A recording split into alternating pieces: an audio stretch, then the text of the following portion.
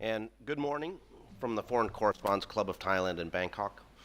My name is Phil Robertson, and I'm the Deputy Asia Director of Human Rights Watch. It's a pleasure to welcome you to the press conference. As one of my friends just mentioned, this is so very 2019. This is a in-person press conference going back to the days of pre-COVID. We're also streaming live on the Facebook Live page of the Foreign Correspondents Club of Thailand. For those of you who are watching remotely, we encourage you to ask questions on that comment section of the Facebook Live page, and so that we will have someone monitoring that, and I'll be answering questions based on what's posted there, as well as, of course, questions in person from the audience here.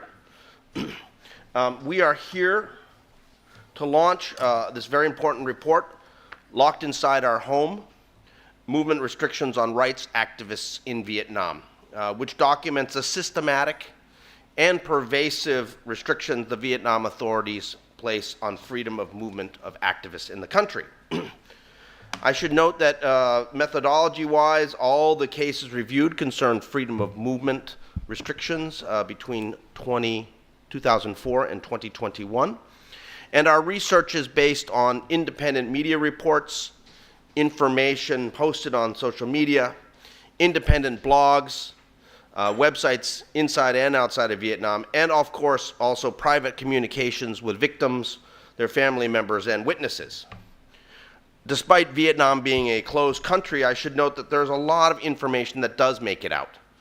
And these are very brave activists. They remain defiant, and they're unbowed, and they remain willing and eager to speak to people like Human Rights Watch about what is being done to them by the Vietnamese authorities.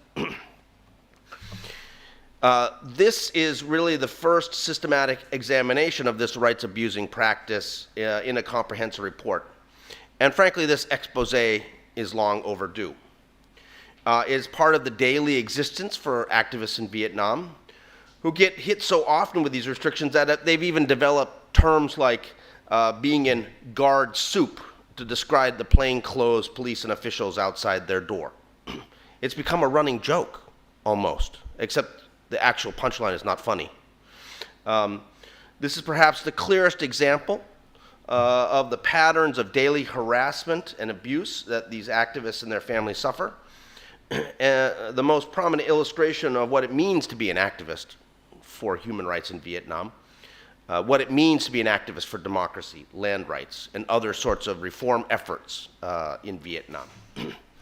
And Human Rights Watch has a short video that I want to show you now, so you can see for yourself what these restrictions on freedom of movement mean in the day-to-day lives of activists, and to the extent to which police and other officials go to exercise control. So let's roll the video, please. And dim the lights, please. Yeah.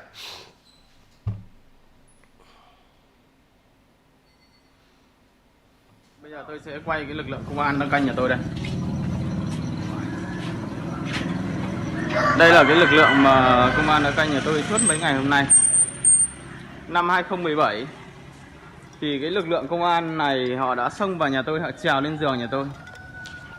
Họ trèo lên giường để họ bắt tôi về đồn công an. Vietnamese authorities routinely use plainclothes security to keep activists like Jing Ba Phung from attending meetings or protests. This is a violation of freedom of movement, and it should stop. In this incident, Jing Ba Phung was beaten by police and released a few hours later.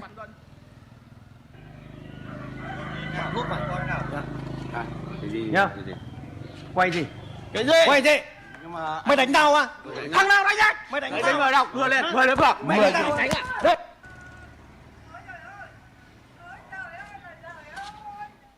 In December 2021, Jing Ba Phung was sentenced to 10 years in prison for reporting on land confiscation.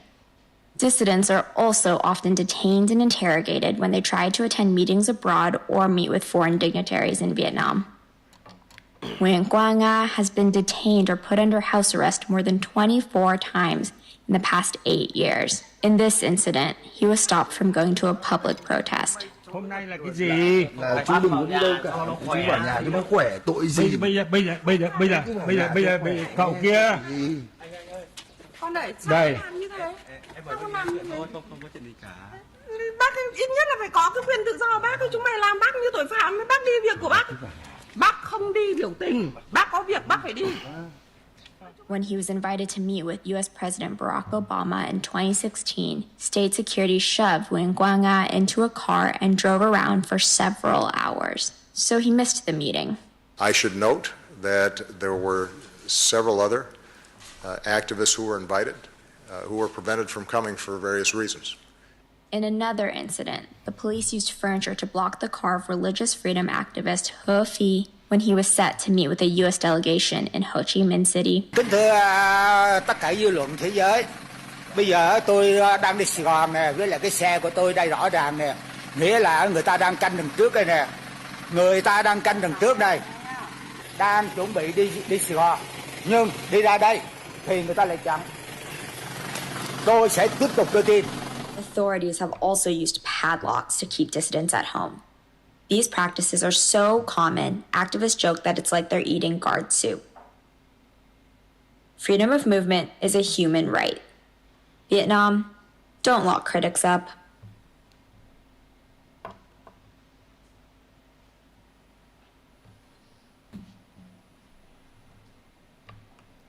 Okay.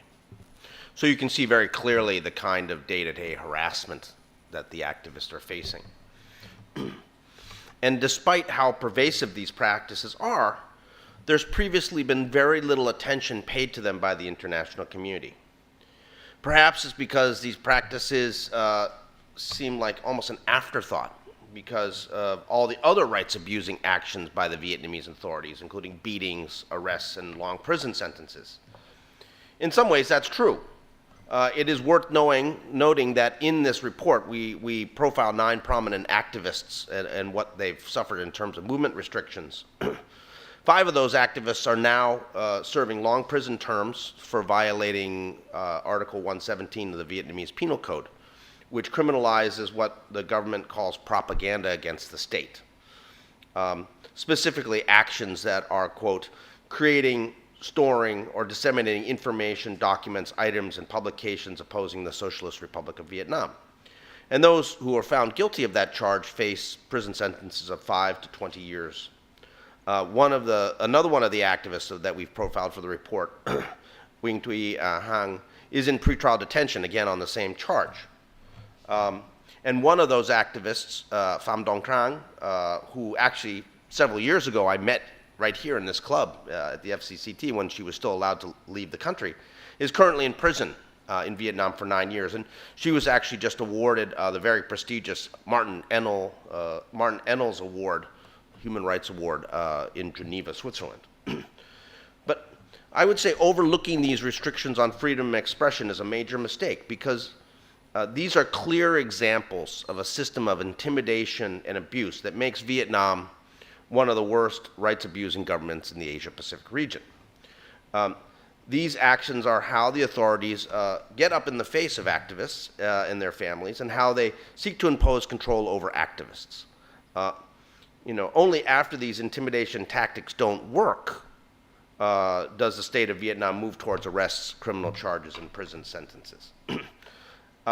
Importantly, I think that these tactics are best understood as part of a government system of control based on top-down orders from the Communist Party of Vietnam and often administered by the Ministry of Public Security. And Vietnam is, I think, one of the few countries in the region that has an effective form of top-down control, where orders on high effectively do reach the local level and are routinely carried out, making the system a formidable barrier to Vietnam's very brave, talented, and creative activists and protesters. So what are we talking about here? At the core, we're talking about various methods to keep people under house arrest, including stationing plainclothes security agents outside homes, locking dissidents' homes with padlocks, or even putting super glue on existing locks so those locks won't work, erecting roadblocks and other physical barriers outside the homes of activists, and mobilizing neighborhood thugs and local officials to intimidate people. Throughout, physical menace is present, meaning that activists will be beaten or abused if they try to run the blockade keeping them at home. As you saw in the video, just filming the police on your doorstep can earn you a beating. And in cases where activists successfully evade the blockade and get out of their neighborhoods and perhaps travel to other provinces, we are talking about arrests and detentions to prevent activists from reaching their destination and forced return to their homes. So in the case, for instance, of Pham Dong Trang and her colleagues, who decided when they were invited to meet with President Obama in Hanoi, they decided to drive from Saigon to Hanoi. And they were stopped about 100 kilometers short of Hanoi, arrested, detained, and finally forcibly returned to the South after President Obama had left. Human Rights Watch has documented the systematic blocking of more than 170 human rights activists, bloggers, dissidents, and family members from both domestic and international travel, including stopping them at airports, at land border gates, and also denying them passports or other documents that would allow them to leave or enter the country. And Vietnam authorities have engaged in collective punishment, imposing both house arrest and international travel bans against family members of human rights activists. There is a method to this madness because the Vietnam authorities are focused very clearly on preventing protests and disturbances and blocking access to activists, to visiting foreign leaders and government officials who are trying to learn and discuss about the dire human rights situation in Vietnam. In fact, there's a whole predictable calendar of sensitive events and anniversaries where activists will face restrictions. These include Vietnamese national holidays, commemorations of conflicts between Vietnam and China, which, because of course relationships with China is very sensitive. Other international holidays, for instance, International Human Rights Day, which falls on December 10th. Anniversaries now of big protests, like the Formosa steel plant toxic waste accident in 2016, or the mass protests in 2018 against the special economic zone law, have also become days where restrictions are placed. For certain groups of religious people, like Hoa Hao Buddhists, certain days of the calendar that are connected to their religious practice are also days when restrictions will be imposed. National political events in Vietnam, like the Communist Party of Vietnam's national congresses, or the periodic so-called elections of the National Assembly, also prompt crackdowns and restrictions. And visiting dignitaries also bring restrictions, including visits of US Presidents Bill Clinton in 2000, Barack Obama in 2016, as you saw in the video, Donald Trump in November 2017 and in February 2019. In fact, in 2016, only 6 of the 15 activists who were invited to a meeting with President Obama at the US Embassy in Hanoi were actually able to make it to the meeting. The rest were prevented from doing so. Obama was able to meet with Anthony Bourdain at a Hanoi restaurant on that visit to eat noodles, but if he had had that meeting with a dissident, he certainly would not have been. The authorities also prevent activists from meeting with visiting foreign experts from the UN or elsewhere about human rights related issues, visit particularly by UN Special Rapporteurs on Human Rights, and bilateral human rights dialogues where delegations from the United States, Australia, and other countries go to Vietnam to discuss human rights, also prompt crackdowns and restrictions and prevention of people from getting access to those visiting delegates. Now, the activists are fairly creative, and sometimes, there's a rather grim game of hide and seek that arises as activists leave their homes before certain events. They know that the restriction's going to come, and they try to temporarily stay at another location, a hotel or somewhere else. And then security agencies often will chase them, intercept them, arrest them, and then send them home, or hold them just long enough at a police station, or in the case of driving them around the city until they miss the meeting, and then letting them go. I should note that the human rights situation in Vietnam has become significantly worse in the past several years, as the government has taken advantage of the global distraction, the COVID-19 pandemic, to really go after what remains of the dissident movement in Vietnam. We're seeing more movement restrictions of the sort that we've documented today, We're seeing more arrests. We're seeing more kangaroo court-style trials, and we're seeing longer prison terms.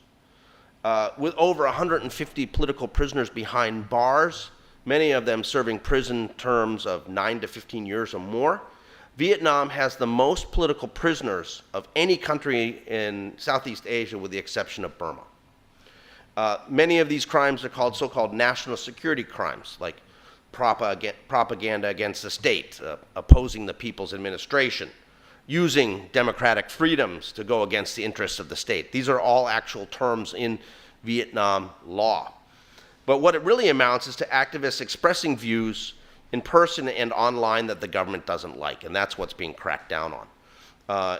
They don't want activists to organize groups or organizations that the government doesn't approve of, and they certainly don't want activists engaged in peaceful public protests on various issues, whether it be human rights, democracy, relations with China, land rights seizures, toxic waste and pollution, other issues related to government reform. All these things are issues that the government doesn't want the people of Vietnam to hear, and what they are doing is they're going after these activists who are trying to make the case about these issues. Basically, we're talking about the exercise of civil and political rights, which Vietnam single-party dictatorship opposes. And unfortunately, I would say that Vietnam has been getting too much of a free ride from governments around the world who should know better and who should be much more vociferous in calling out what Vietnam is doing. There are a number of reasons why I think that is, and I can discuss that during the question and answer period. But with regard to the pervasive and systematic restriction of freedom of movement documented in this report, what Vietnam is doing clearly violates both their own laws and international human rights conventions ratified by Vietnam. Now, I should note that the Vietnam government often doesn't recognize that their laws violate international human rights standards. And what we frequently see is that Vietnam will say, well, we follow human rights laws, and what we've done doesn't violate those principles because we're following our own law. And this is the game that is being played. You know, in this case, we have Article 23 of the Vietnam Constitution, which says that people have the right to freedom of movement in the country and the right to go abroad. But then there are other provisions of the Constitution that directly contradict that. There's a recent immigration law that has been passed that, again, restricts that. And the restrictions are all about what the government terms national defense, national security, social order and social security, social morality, and community well-being. These are the actual terms in the actual Constitution that provides restrictions on human rights. And, you know, what does community well-being actually constitute? You know, I mean, it's anything the Vietnam government wants, and that is precisely the point. Vietnam has ratified the International Covenant on Civil and Political Rights. This is the major international covenant dealing with issues related to freedom of association, freedom of peaceful expression, and peaceful assembly. And it routinely violates that. So our recommendations to the Vietnam government are basically stop it. End the human rights abuses directed against these activists and other critics of the government. End these arbitrary restrictions on right to freedom of movement, including the house arrests, detention, harassment, surveillance, and domestic and international travel bans against activists and other critics. And the practice of placing citizens on travel ban lists, which are operating in the country. Repeal provisions of the Constitution which restrict human rights, including Article 14, subsection 2, and Article 15, subsection 4. Repeal or amend the law on immigration, which provides legal backing for these kind of restrictions that are being imposed on the people. And, you know, the international community has to become more vocal. They need to basically publicly and privately call on the Vietnam government to end these arbitrary restrictions on freedom of movement. They need to raise these concerns at the United Nations. They need to bring this up at the Human Rights Council, where for far too long Vietnam has gotten a free pass. And they need to press much harder to publicly stand with the many activists who are facing the day-to-day harassment we've seen documented in this report. There's a lot of issues to discuss here. I'm happy to take any questions you have. If you do have questions, please identify yourself. I think there's there's enough of a. Is there any mic in the back? Tam, mi mala. I'll mic ma. There's please identify yourself as well when you ask the question. We also, for people who are online, please put your questions in the comments section. We do have someone who is monitoring that and will be sending me questions, and so I can answer them there. Tam, I'llไปให้คุณจอนนะ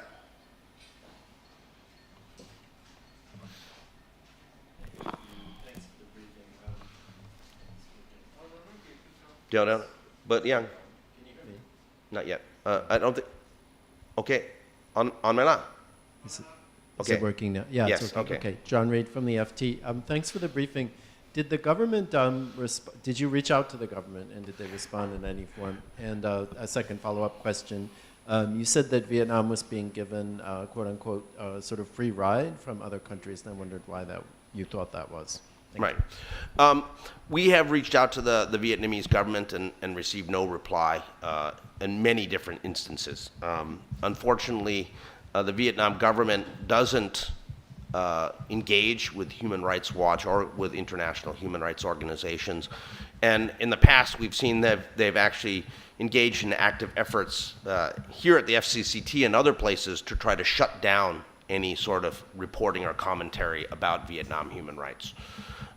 So, you know, the Vietnam government is largely unresponsive to the concerns of international organizations like ours. In terms of why Vietnam has been getting a free ride, I think that there's a number of key issues here.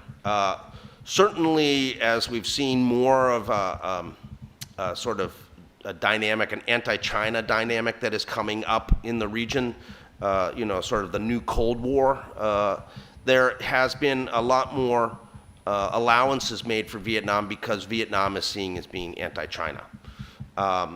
That's sort of the realpolitik answer.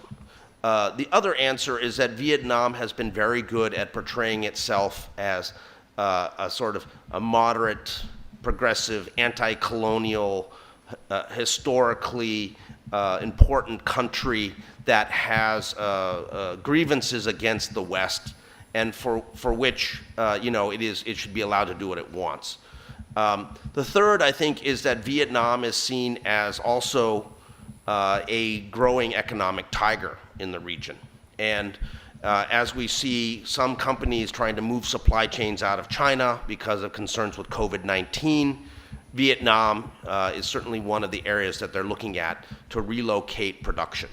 And so there are economic dynamics, there are political dynamics, there's realpolitik, international relations dynamics that have created a perfect storm for human rights in Vietnam, where activists are being increasingly imprisoned for long prison terms, but no one is reacting in a systematic way to really take on Vietnam in a way that it should be, that their record of extreme human rights abuses really merits. So our concern is that Vietnam, as I said, has been getting a free ride. There was a big debate within the European Union connected to the European-Vietnam Free Trade Agreement. And a lot of the human rights issues were raised, but at the end of the day, the business interests in the EU were more important than concern for human rights. And we saw that very clearly at the European Commission, and the various different elements backing that decision, despite concerns raised within the European Parliament about how Vietnam was treating its people.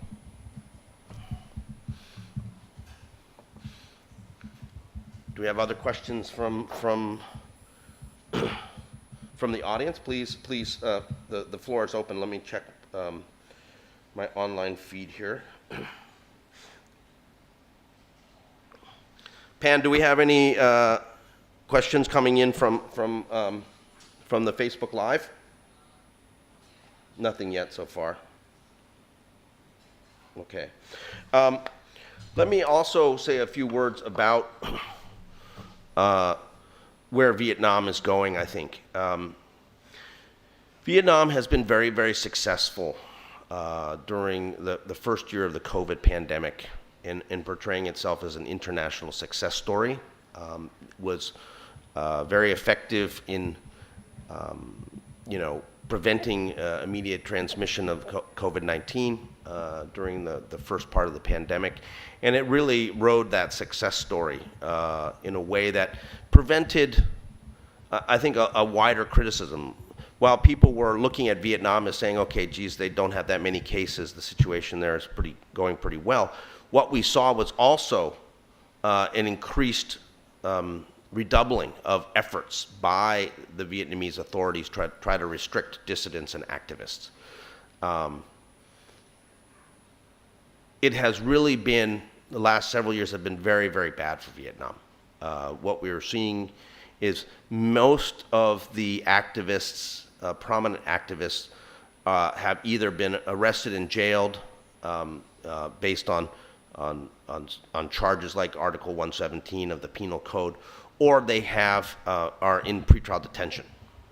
And so it is, I think, in our view, a rapidly declining situation, a situation which urgently demands the attention of the international community. Okay. Okay.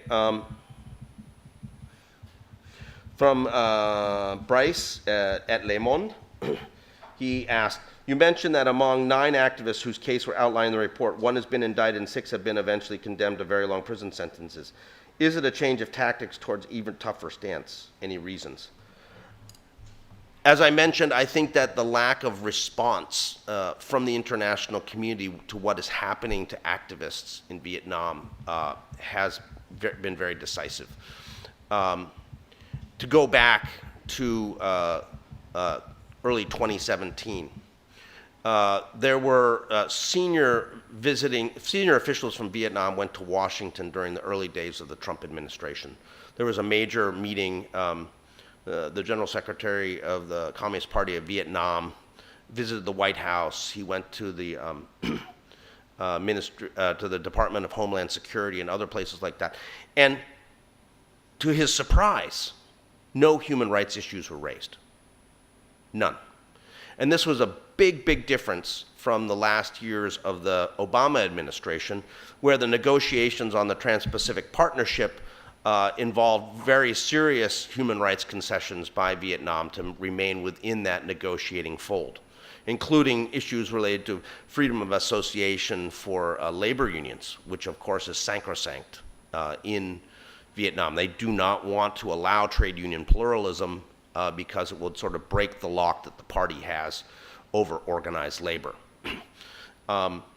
So what you saw between the Obama administration and the Trump administration on Vietnam was like night and day.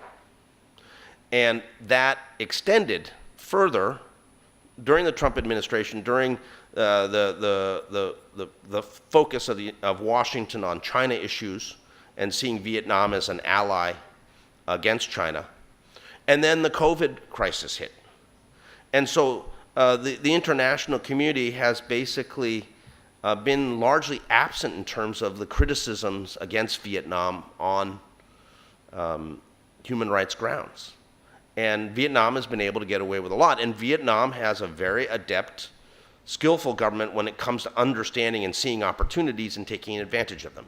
And that is certainly what they have done. They have run the table going after activists and dissidents, going after senior people who for many years were able to operate, albeit with significant harassment and abuses by the authorities, but were not put behind bars.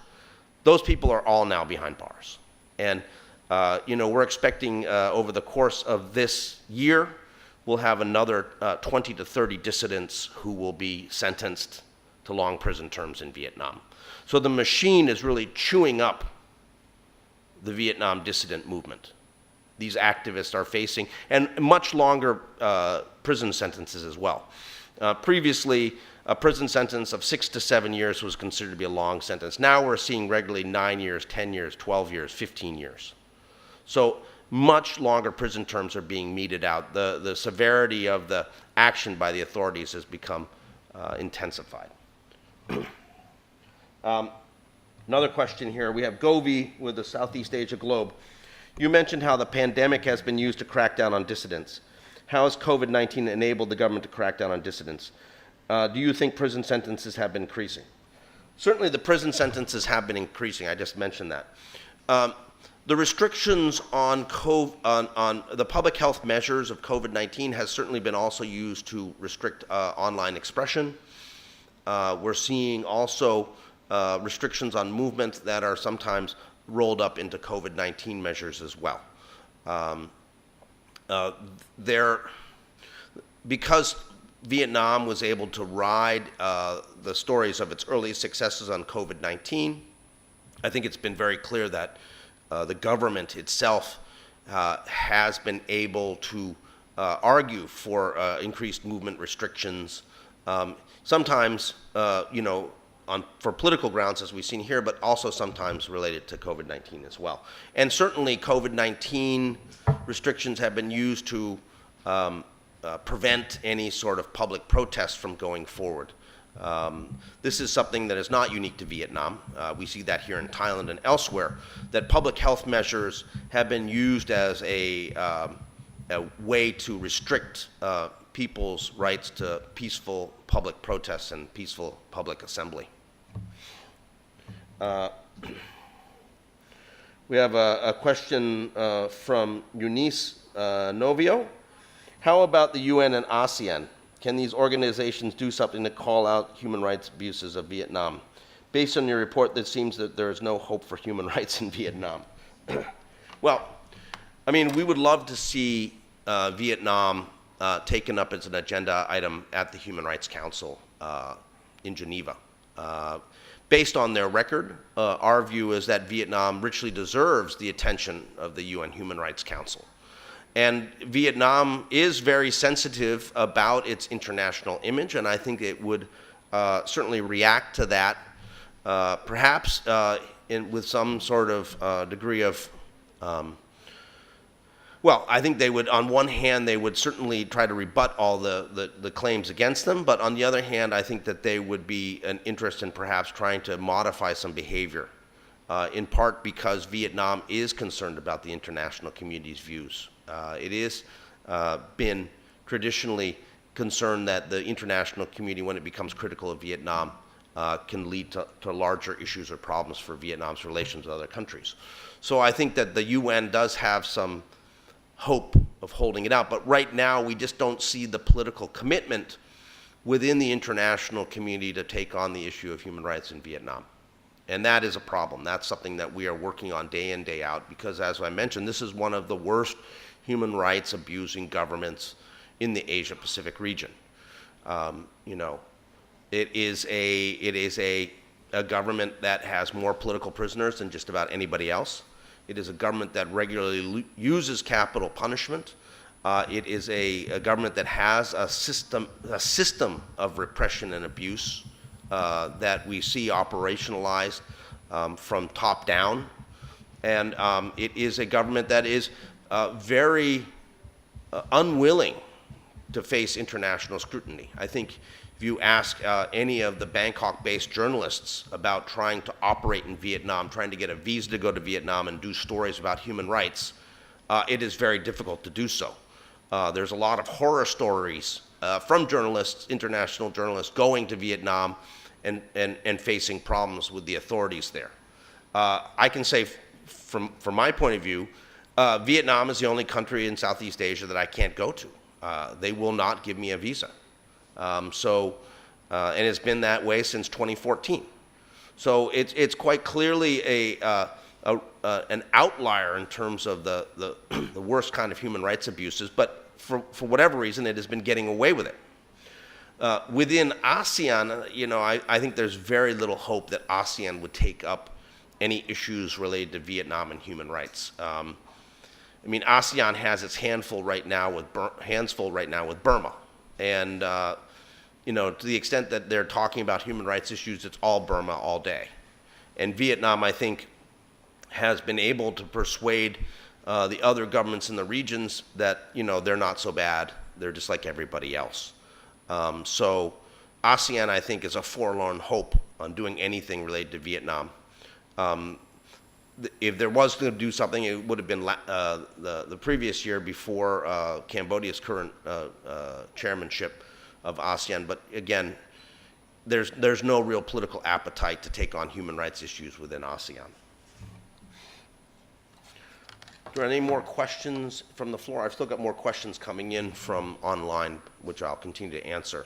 But if people have questions here, the people who arrived here and have come to the FCCT get first priority because of their brave souls coming out in the middle of the COVID-19 pandemic to ask questions. Okay. From Peter Gustafsson, Swedish National Radio. Vietnam is right now opening up for tourists to arrive the country. What message would you like to send people planning to go as tourists to the country? I think that tourists going to the country should be aware of the fact that what they're being shown is not necessarily all that's there, and that behind beautiful resorts, behind seafood, beach resorts and things like that, new hotels. A lot of times these are being constructed on confiscated land. These are infrastructure for tourists that used to belong to the people. And because of the way that land tenure operates in Vietnam, where all land is still considered to be the state, people just have the right to use the land. But what we're seeing is elite interests in the party and in the government using their positions to make a lot of money by kicking people off of desirable land and constructing projects. And so I would say do your research. Make sure that where you're going isn't something that used to be paddy fields owned by villagers, or a seaside fishing village where people were able to live for a long time but got kicked out because of some tourist operator who had good connections in the party. Because those are the sort of things that are happening when you talk about developing tourist infrastructure. Another question from Bryce at Le Monde. One clarification, you mentioned the number of political prisoners in Vietnam, it's 150, right?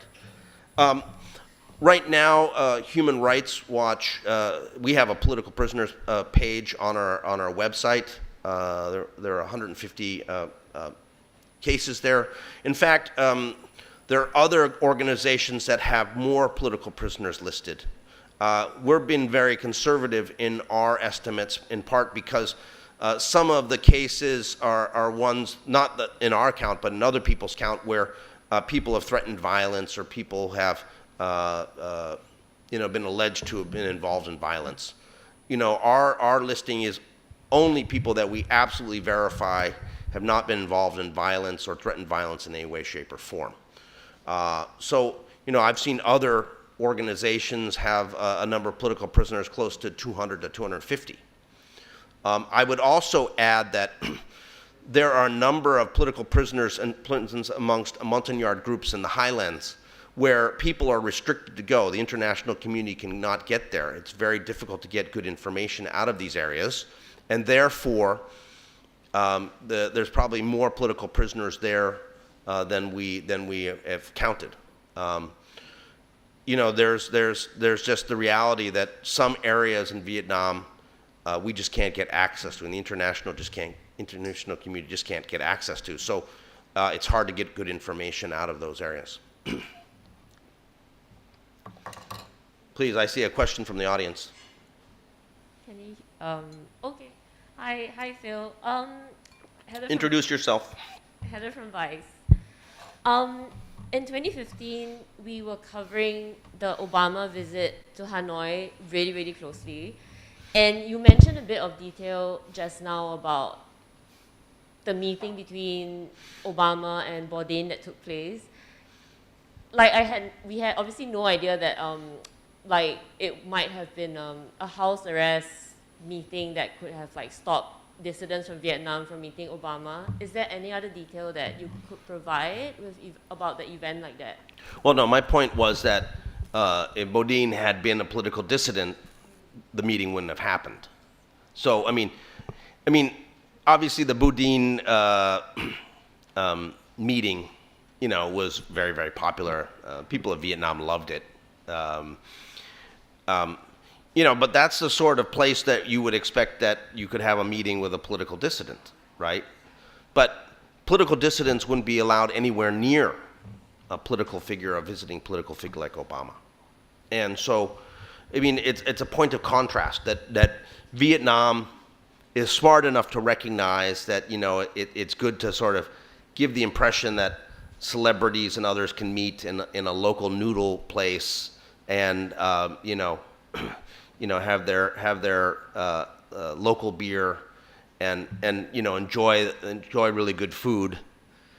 But, you know, it's an illusion that, you know, there's freedom and independence, and that if you are a person who has spoken up online or demanded your rights or you know, raised sensitive issues for the party, or even, for instance, spoken out against intrusions into your community to seize land or displace people, that you would then have your rights to freedom of movement restricted, and you wouldn't be able to meet someone like Barack Obama, much less someone like me or any of the journalists here in the FCC today. You know, because these dissidents are under constant surveillance and face constant restrictions on their movement, based on assessments by the party and by the local officials that is focused on controlling them and ultimately preventing them from doing anything that would embarrass the party or the government.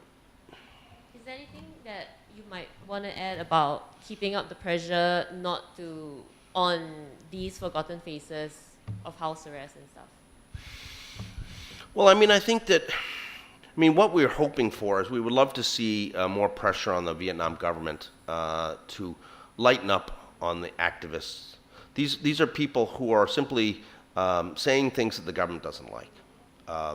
They may be raising issues about human rights. They might be talking about multi-party democracy. They are expressing views that are unpopular with the government, and therefore they're facing repression. And, what I would hope for is what we used to see back in as many as 10, 15 years ago, where you had a much more activist diplomatic corps in Hanoi, people willing to speak out and say things, that you had greater ability for journalists to be able to go in and report on stories like these. What we've seen is a profound tightening of the human rights control over human rights activists in Vietnam, and that's really been the last 5 years. The situation has gotten palpably worse for activists and their family members, and this has gone on without a lot of pushback from the international community. It's hard to explain how bad the situation has gone over a brief period of time. Back in 2012, 2013, there were U.S. diplomats with laminated cards in their pockets who were instructed to raise human rights issues based on those cards. There were a bunch of talking points on the cards, and they would go to these meetings with the Vietnam government, and they would raise these issues.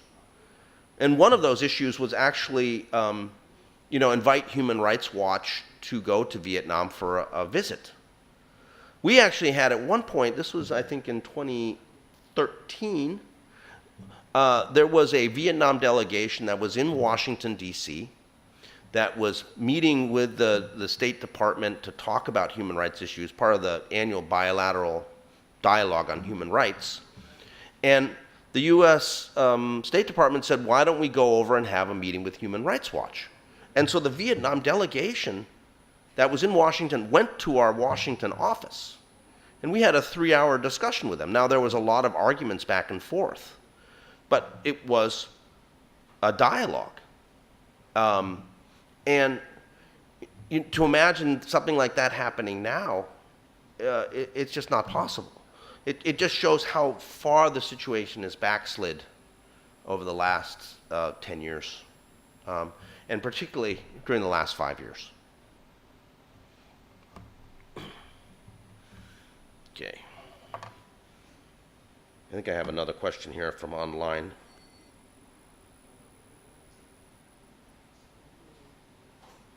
Okay. From Radio Free Asia. Did Human Rights Watch ask those activists about the effect of the restriction of movement on their activism? In other words, how successful has this tactic been in dispiriting activists?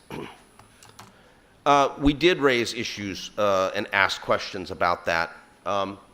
And I think that the activists do recognize that there's a lot of control that they're facing, and it is quite dispiriting. However, they also still do make jokes about it. You know, the whole discussion about being in guard soup or eating guard soup shows the kind of resilience that we have from these activists. You know, the activists are facing extreme challenges, and they have risen to those challenges. They know what they're doing. They know that the risks they face. So these are people who are not easily dispirited, but they're certainly people who are recognizing that they're in for the long haul, and they earnestly want the support of the international community in pushing back against these abuses. And you know, so that is one of the reasons we're really here with this report, to really expose just how systematic and pervasive these restrictions on freedom of movement are, and how they have been used in that systematic way to try to control, intimidate, and prevent activists from speaking out.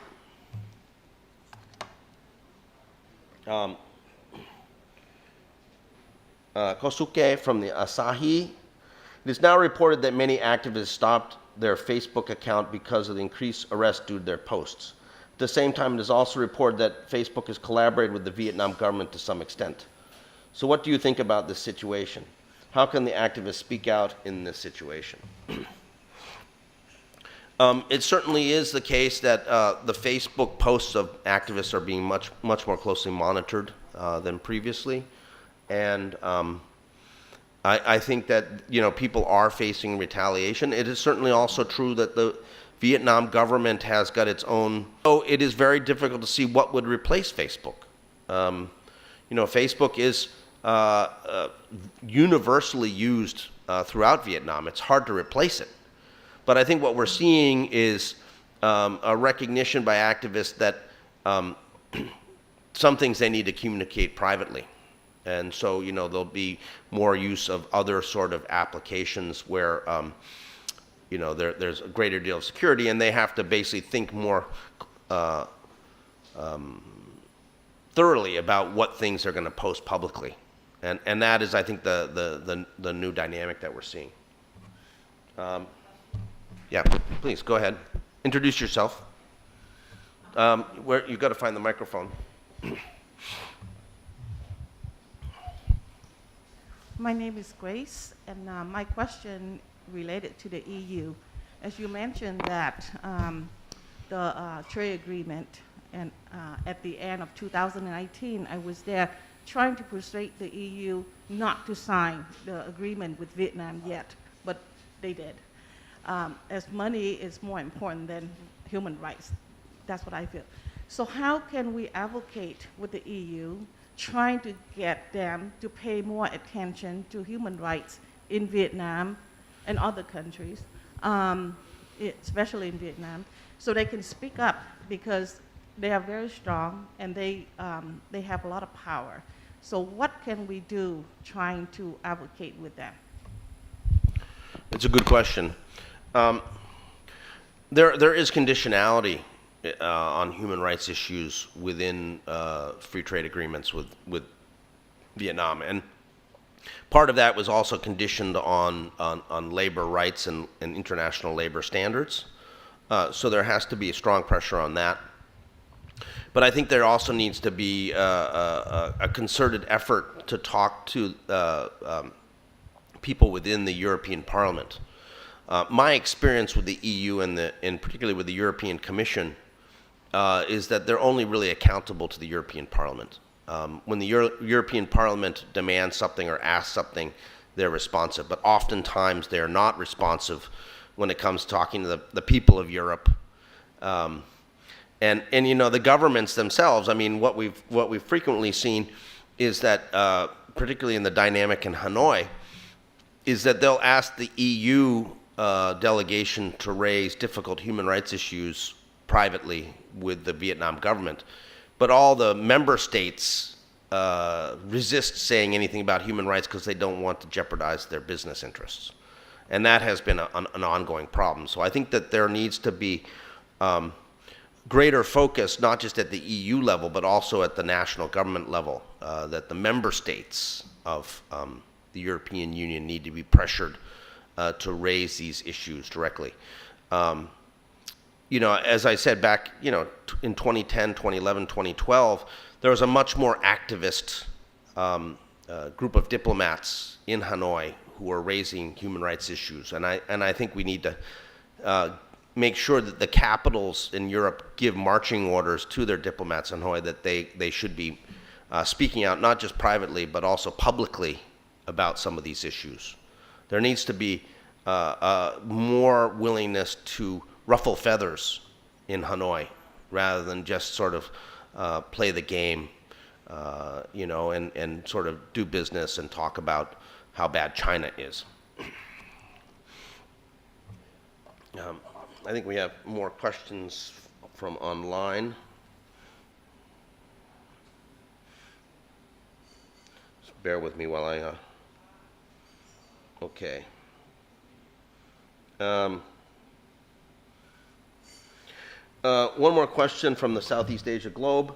Recently, some leaders of environmental NGOs have been arrested on tax-related charges. Wee Tiet Khan of Green ID, for example. Is this concerning to you and a new technique from the government?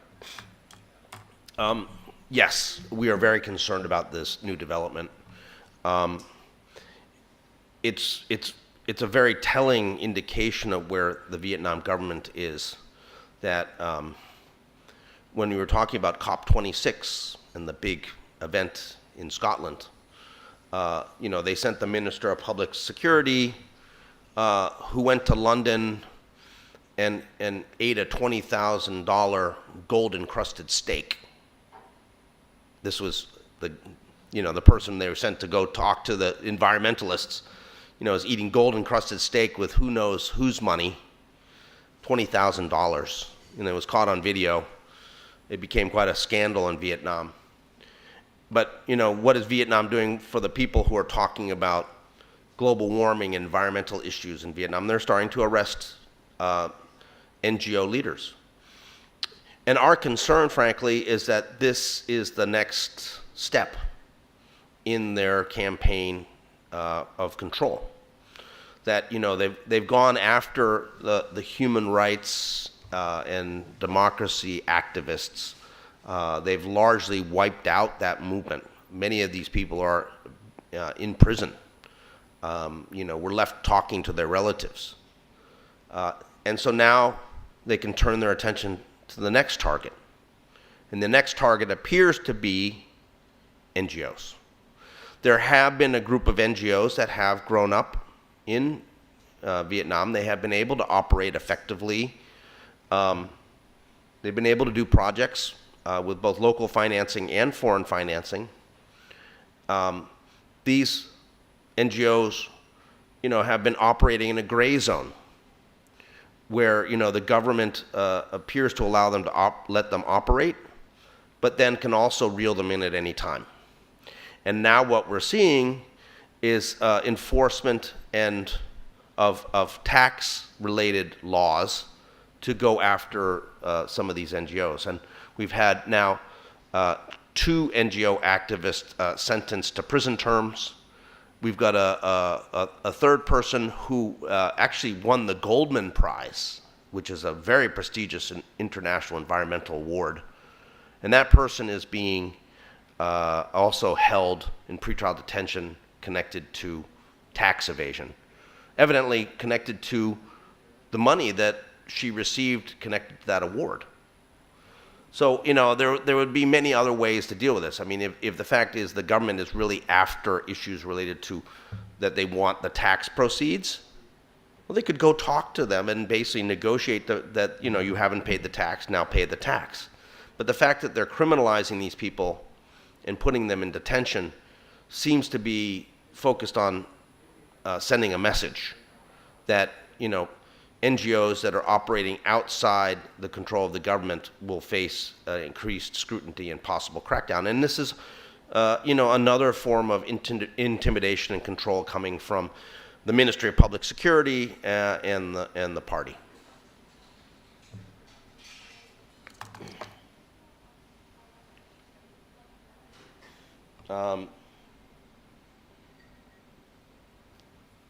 Okay. So I don't have any more questions online. Any more questions online or not? No? Okay. The floor open here. If anybody has any questions, I'd be happy to answer them. If not, I think I'll call the press conference to a close. Again, this report is online at Human Rights Watch website. It's hrw.org. It's both in English and in Vietnamese. So you're welcome to download this for free. The press release is there as well. And I'm happy to sit here and take any further questions if people want to come up and talk afterwards. So thank you again very much for your interest and attention to this important new report from Human Rights Watch. And thank you for tuning in.